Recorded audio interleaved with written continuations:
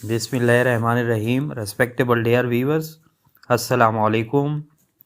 आज एक नए टॉपिक के साथ, और वो टॉपिक जो बज़ाहिर आप लोग को इंतहाई इजी लग रहा होगा, लेकिन जिस कंसेप्ट के साथ, जिस एंगल के साथ और जिस यूनिक स्टाइल के साथ, और अगर ऐसा कहूँ तो जो है बेजा ना होगा, यानी इंतहाई कंसेप्ट से बड़ी लेक्चर के साथ, यानी जिस चीज़ को आज हम पेश करने जा रहे हैं, पहले जिसने चैनल को सब्सक्राइब नहीं किया वो सब्सक्राइब कर ले, और जो सब्सक्राइबर है वो लाइक, यानी लाइक के ऑप्शन को कमेंट सेक्शन में और शेयर को जो है लाजमी प्रेस किया करे, ताकि जो है बहुत सारे लोग उससे मुस्तफ़ीद हो सके। अब आज के टॉपिक की तरफ जाते हैं। आज का टॉपिक जो है पास्ट कंटिन्यूस टेंस है। पास्ट कंटिन्यूस जो बज़ाहिर आप लोग को इंतहाई मतलब है इजी लग चुका होगा, लेकिन ऐसी बात भी नहीं है। उसको मज़ीद भी कंसेप्चुअल या कंसेप्चुअलिटी से या मज़ीद ही ईजीएस्ट फॉर्म में ले जाने के लिए, या आपको कंफर्ट जोन, आप लोग के लिए कंफर्ट जोन बनाने के लिए हम उसको मज़ीद ही यानी कुछ और चीज़ों के साथ देखने की कोशिश कर रहे हैं। तो पहले आप उनकी जो है उसकी तारीफ़ सुन ले। उर्दू में तारीफ़ उसकी क्या बन सकती है, यानी वो फ़ेल जिससे किसी काम का ज़माने माजी में मुसलसल करना या होना मालूम हो, इसे फ़ेल माजी जारी कहते हैं। यानी इससे फ़ेल में, यानी ये वो फ़ेल है यानी जो काम के नौइयत के बारे में जो मुसलसल जारी है या मुसलसल होने की इत्ला हमें मिल जाए, वो उससे क्या इन्हीं किस टेंस की तरफ हमें इन्हीं इशारा करता है, वो पास्ट कंटिन्यूस टेंस होता है। इसकी पहचान फिर उर्दू में क्या हो सकती है, यानी उसकी रिकग्निशन क्या है इन उर्दू, या उर्दू कंसेप्ट उसका क्या बन सकता है। इसकी अलामत यह है कि उर्दू में इसके आखिर में रहा था, रही थी, रही ते या रहते जैसे अल्फाज होंगे। फॉर एग्ज़ाम्पल आप लोग स्क्रीन पे भी मुलाजा कर रहे हैं, वो एक किताब पढ़ रहा था। अब इस फिक्रे के लास्ट में आप लोग देखे रहा था, जैसा कि इन्हीं उर्दू की पहचान या उर्दू रिकग्निशन हम आप लोग को बता चुके हैं। तो रहा था यानी पास्ट कंटिन्यूस टेंस है। फॉर एग्जाम्पल इसकी ट्रांसलेशन हम कैसे करेंगे, यानी he was reading a book.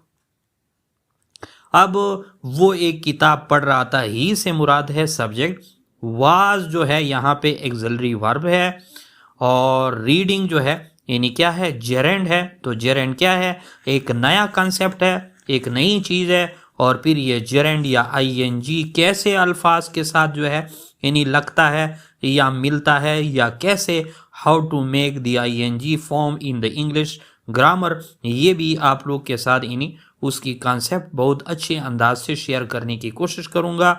और इसके बाद अ बुक, यानी ए जो है वो आर्टिकल है और बुक जो है ऑब्जेक्ट है। जो एक अफर्मेटिव सेंटेंस या मुस्बत सेंटेंस को हमने ले लिया, यानी वो एक किताब पढ़ रहा था, ये उस पास्ट कंटिन्यूस टेंस के ज़िम्रे में आता है। अब यहाँ पे एक चीज़ हमने नहीं देख ली, चूँकि हम यानी आगे दौड़ पीछे छोड़ वाली जो है यानी उस एजम्पशन को या उस मफरूज़े को हम जो है फॉलो नहीं करते, हम कंसेप्ट क्लैरिफाई करने की कोशिश करते हैं। तो यहाँ पे वाज हमने देख लिया, तो आप लोग यहाँ पे एक और भी यानी वन कंसेप्ट में मज़ीद भी एक कंसेप्ट जो है नोट कर ले, और वो क्या है कि वाज किन यानी सब्जेक्ट के साथ लगता है और वर्क किन के साथ लगता है। तो आप लोग पेन और रजिस्टर ले ले, इसको नोट कर ले। यानी जो सिंगुलर नाउन हो, सिंगुलर नाउन से मुराद यानी वाहिद हिस्म हो, या आई हो, या सब्जेक्ट यानी थर्ड पर्सन प्रोनाउन हो, ही शी इट, या नेम या सिंगुलर नेम और आई, उसके साथ हमेशा वाज इस्तेमाल होगा।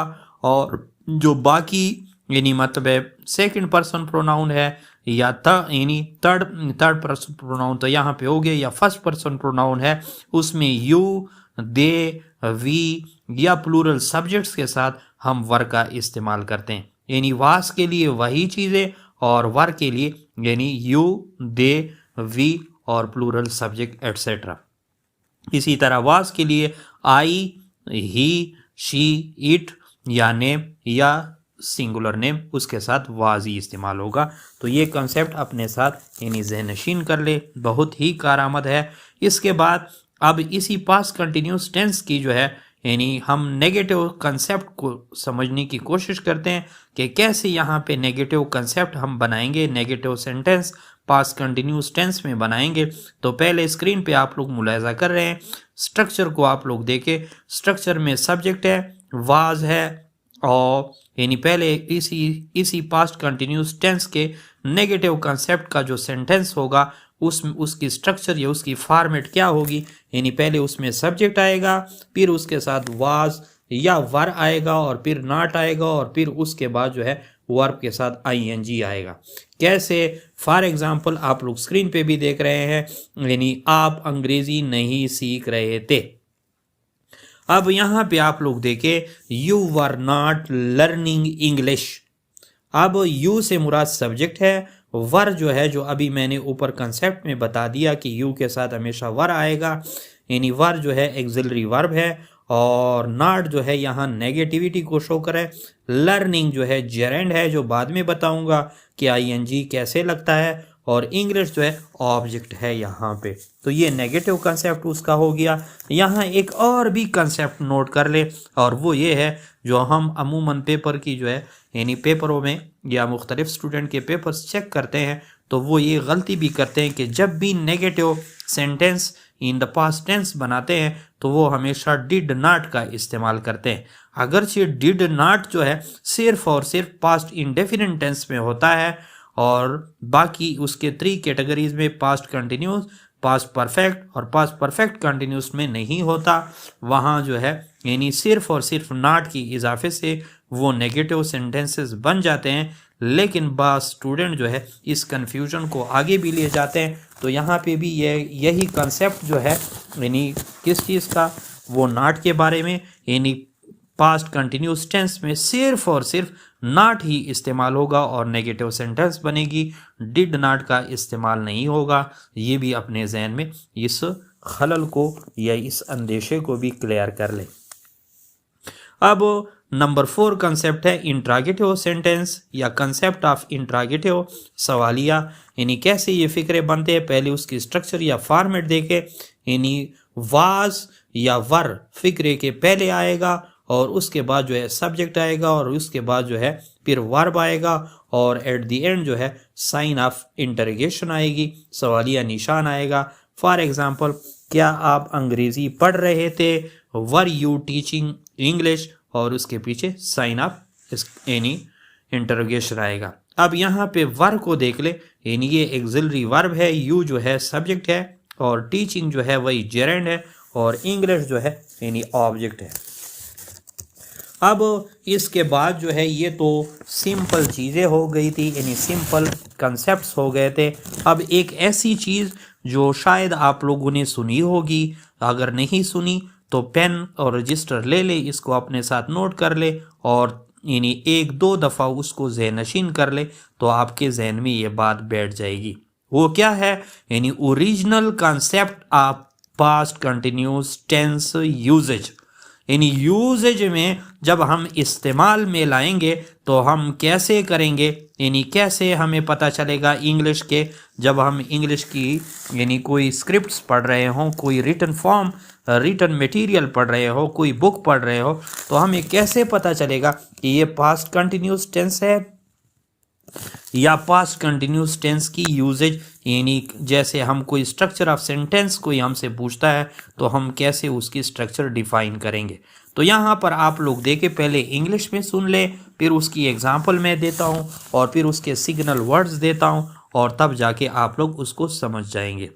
यानी उसका क्या है, पास्ट यानी कंटिन्यूस टेंस की जो यूजेज है, ये हम यानी इंग्लिश में जब भी हम यानी इंग्लिश पैराग्राफ पढ़ते हैं, इट एक्सप्रेसेस द एक्शन और टास्क, ये या तो टास्क यानी काम के बारे में या एक्शन के बारे में इजहार तो करता है, that were ongoing in the past, जो कि माजी में जारी थे। यहां तक तो सिंपल है। वी कैन नॉट डिटरमाइन, आगे कंसेप्ट में वी कैन नॉट डिटरमाइन, हम मुकर्रर नहीं कर सकते, व्हेन द एक्शन स्टार्टेड और फिनिश, कि कब ये एक्शन शुरू हुआ था और कब फिनिश हुआ था। यानी पास्ट कंटिन्यूस टेंस सिर्फ हमें उस काम के या उस एक्शन के या उन आमाल के या उस कारोबार के या उन चीज़ों के जारी होने के बारे में इतला तो दे देता है, लेकिन वो फिक्स नहीं कर रहा, डिटरमाइन नहीं कर रहा व्हेन द एक्शन स्टार्टेड और व्हेन द एक्शन फिनिश्ड, कि कब ये एक्शन जो था वो फिनिश हुआ था और कब जो है यानी ये शुरू हुआ था। फॉर एग्जाम्पल आप लोग स्क्रीन पे देख रहे हैं, When I was walking yesterday, it started raining.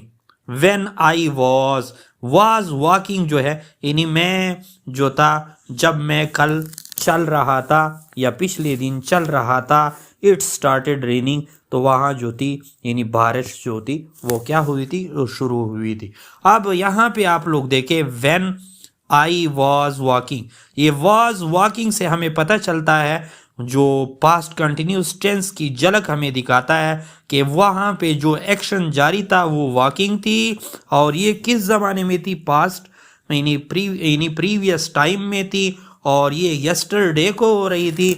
लेकिन हमें ये नहीं बताया कि ये वॉकिंग मॉर्निंग वॉक थी, इवनिंग वॉक थी, किस टाइम की थी, यानी जो वक्त है वो हमें यहाँ पे मेंशन नहीं करता।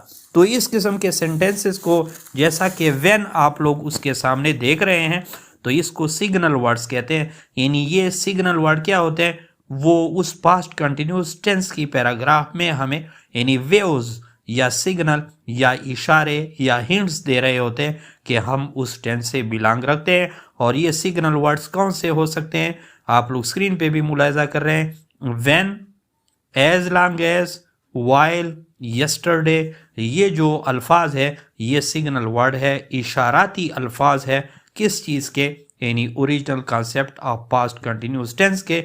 जब भी हम पैराग्राफ या ऐसे या स्क्रिप्ट या बुक या नावल या ड्रामा या कोई भी ऐसी इंग्लिश यानी मतलब है पीस पढ़ रहे हो, लिटरेरी पीस पढ़ रहे हो, तो उसमें हमें सिग्नल वर्ड से पता चलता है कि ये पास्ट कंटिन्यूस टेंस है। अब इस लेक्चर के सबसे मोस्ट यानी मीनिंगफुल कंसेप्ट जो कि इंतहाई ज़रूरी है और बहुत सारे स्टूडेंट जो है उसमें कंफ्यूज भी होते हैं, और उसकी कंफ्यूजन को दूर करने के लिए हमने एक खूबसूरत सा टेबल बनाया हुआ है, आप लोग स्क्रीन पे भी देख रहे हैं। तो मैं क्या कहने जा रहा हूँ, क्योंकि मैंने पहले कह दिया कि वहाँ यानी इसी पास्ट कंटिन्यूस टेंस में एक वर्ड मैंने इस्तेमाल किया जिसको मैंने कहा जेरेंड।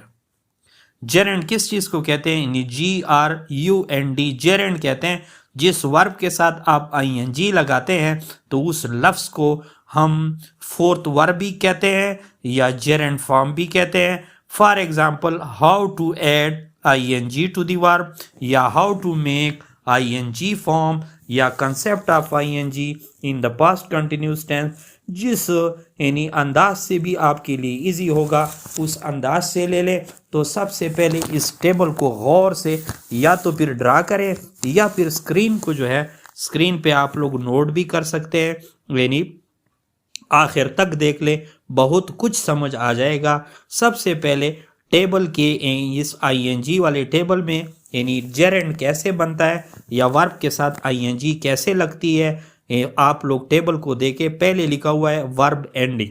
वर्ब एंडिंग से मुराद क्या है, यानी जो फेल का इख्तिताम हो रहा हो, ठीक है जी, वर्ब एंडिंग। और इसके बाद क्या लिखा हुआ है, how to make ING form. ING की सूरत, फॉर्म से मुराद सूरत, ING की सूरत कैसे बनती है, और फिर उसके एग्जाम्पल भी हमें बताएं, वो भी हमें हमारे साथ शेयर करें। अब नंबर 1 मोस्ट वर्ब उन्होंने लिखा हुआ है। मोस्ट वर्ब यानी पहले हम मोस्ट वर्ब से मुराद ये है, बहुत सारे वर्ब्स ऐसे हैं जिसके साथ हम सिर्फ और सिर्फ ING लगा लेते हैं और जेरेंड बन जाता है। इसी वजह से यहाँ पे मैंने मोस्ट वर्ब्स इस्तेमाल किया है। यानी पहला हमारा मोस्ट वर्ब है, बहुत सारे वर्ब्स ऐसे हैं जिसके साथ सिर्फ और सिर्फ ING लगा के वो क्या बन जाती है, यानी जेरेंड बन जाता है। फॉर एग्जाम्पल, यानी add ING, how to make ING form, उसके साथ ING इस मोस्ट वर्ब वालों के साथ कौन कौन से हो सकते हैं। फॉर एग्जाम्पल, यानी आप लोग मिसालें देख रहे हैं, से सेइंग, अब से ING उसके साथ ऐड करके सेइंग हो गया, और गो से गोइंग। अब ये गोइंग और सेइंग जो है ये जेरेंड है या fourth form of the verb है। पहले तो आप लोग 3 फॉर्म पढ़ चुके थे, लेकिन इंग्लिश में इसको fourth form of the verb भी कहते हैं। ये अलग कंसेप्ट आप लोग नोट कर सकते हैं। इसी तरह टेबल के दूसरे पार्ट की तरफ आ जाए, उन्होंने लिखा हुआ है कि जब वर्ब की एंडिंग होगी, इख्तिताम होगा और उसके आखिरी अल्फाज क्या होंगे, 1 वावल प्लस 1 कॉन्सोनेंट, यानी एक वावल हो और एक कॉन्सोनेंट हो, तो क्या किया जाएगा, डबल द कॉन्सोनेंट, तो कॉन्सोनेंट को डबल किया जाएगा एंड ऐड आईएनजी, और उसके साथ आईएनजी का क्या किया जाएगा, यानी इजाफा किया जाता है। For example swim, SWIM। अब यहाँ पे आई जो है, आई क्या है, यानी AEIOU वो वावल लेटर है और एम जो है कॉन्सोनेंट है। तो ये दोनों जो है आपस में उसी फार्मूले कहता है, यानी 1 वावल 1 कॉन्सोनेंट। तो उस लास्ट कॉन्सोनेंट वर्ड को हम डबल करेंगे तो स्विम से स्विमिंग हो जाएगा, यानी SWIMMING हो जाएगा। इस तरह हीटिंग, हीटिंग में आप लोग देख रहे, यानी हिट से हीटिंग कैसे, यानी आप लोग यहाँ पे देख रहे हैं, यानी HIT, आई जो है यानी वावल लेटर है और टी जो है कॉन्सोनेंट है। तो क्या हो जाएगा, उस टी को कॉन्सोनेंट को डबल किया जाएगा और आईएनजी ऐड किया जाएगा। इस तरह टेबल के यानी थर्ड पार्ट की तरफ आ जाते हैं, 1 वावल प्लस 1 कॉन्सोनेंट, ये ऊपर वाले की तरह, लेकिन उसके साथ आखिर में क्या होगा, यानी उसके आखिर में यानी जो कॉन्सोनेंट के बाद क्या होगा, ई होगा। तो ई जब आएगा तो आप उस ई को रिमूव कर लेंगे और तब जाके उसके साथ ING ऐड कर लेंगे। फॉर एग्जाम्पल कम, COM ही कम, आना, COME को देख ले, यहाँ पे आप लोग देख रहे हैं ओ जो है वो क्या है, यानी वावल लेटर है, एम जो है कॉन्सोनेंट है और ई जो है उस फार्मूले या उस टेबल के मुताबिक आखिर में ई आ रही है। तो इसी वजह से उस ई को हटाया जाता है कम से कमिंग,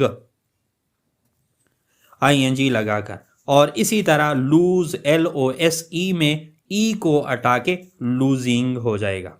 इसी तरह एक और भी यहाँ पे कंसेप्ट है, वो आप लोग नोट कर ले। अमूमन आप लोग जो है पूछते रहते हैं और स्टूडेंट भी कंफ्यूज हो जाते हैं कि क्यों IE को हम Y में चेंज कर लेते हैं, IE को हम Y में क्यों चेंज कर लेते हैं। तो यहाँ पे भी कंसेप्ट सुन ले, मैंने लिखा हुआ है टेबल में, फाइनल। फाइनल से मुराद ये है कि क्या होगा कि वहाँ पे चेंज IE, जहाँ पे भी यानी उस वर्ब की एंडिंग IE पे हो रही होगी, तो IE को किस चीज़ में, उस दोनों IE को Y में चेंज किया जाएगा एंड देन ऐड ING। ये तब उसके साथ ING की सूरत जब हम बनाएंगे तो हम उससे Y को हटाएंगे, यानी उससे क्या हटाएंगे, IE को हटाएंगे और Y लगाएंगे। फॉर एग्जाम्पल डाई, DIE, तो डाई में क्या हो गया, यहाँ पे IE जो है उसको यहाँ पे रिमूव कर लेंगे और Y लगा लेंगे, Y ऐड कर लेंगे और उसके बाद ING का इजाफा। तो डाई से डाइंग और टाई से टाइंग। Thanks for watching.